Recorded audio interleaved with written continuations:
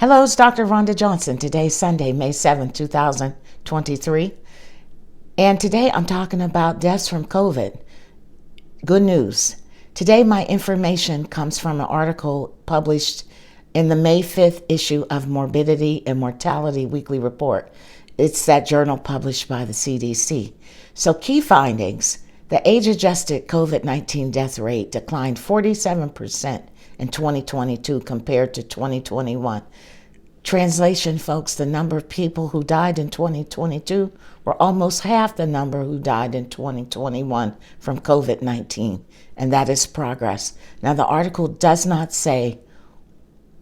explain why the deaths were cut in half, and it does not talk about the COVID-19 vaccination status. Now, other key findings: most COVID-19 deaths occurred in the hospital inpatient setting, but an increasing percentage occurred in a person's home or a nursing home or a long-term care facility. So those places, the nursing homes and the long-term care facilities are still high-risk settings for COVID-19 transmission.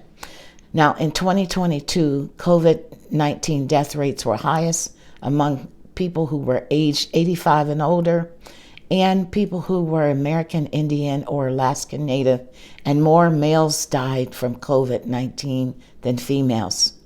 Now, with COVID-19 listed on the death certificate, 76% of the deaths say that COVID was the underlying cause of death, meaning COVID caused the deaths of 76% of the people who died, and the remaining 24%, COVID was a contributing cause, meaning that COVID can still kill you, especially if you're at 85 and older, male and American Indian or Alaskan Native. Now, other findings of this report: by race and ethnicity, age-adjusted COVID death rates were lowest in multiracial people and in Asian people, and highest in American Indian and Alaskan Native persons.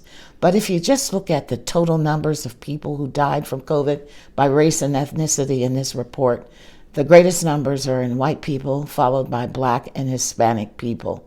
Now, by region of the United States, the lowest death rates were in New England area, and the highest were in the southern United States and the south central regions of the United States. So the article also talked about other causes, all causes of death. So here in the United States, the number one cause of death remains heart disease, and in fact, it increased over the previous year, and cancer is the number two cause of death.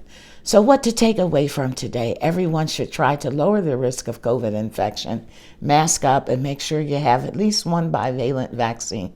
Now, that wasn't in the article. This is just my opinion. The evidence is solid because your risk of hospitalization and dying is lower with the vaccine, especially if you're 65 and older. Other things that we can do to lower our risk of heart disease and cancer, very similar. We know what they are: avoid social isolation, reduce your stress, eat healthier, move more, eat less processed foods, watch your alcohol intake, and stop smoking. Those are your major things that you can do to lower your risk of heart disease and cancer. As always, discuss your health and your medical concerns with your doctor. And that's my message today, folks. Be well, take care.